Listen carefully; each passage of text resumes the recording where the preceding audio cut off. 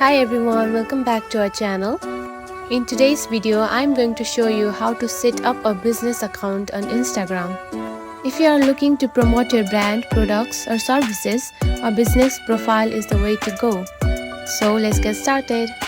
First of all, find the Instagram app on your home screen. Now open it. Now go to your profile icon.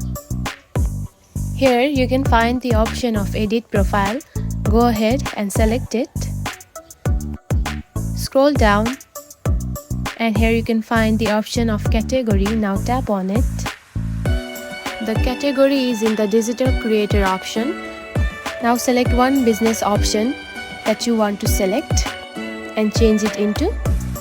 After selecting, simply tap on to done. And that's it.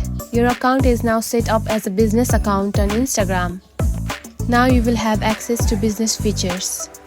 If you found this video helpful, don't forget to like and subscribe for more tips. Thanks for watching.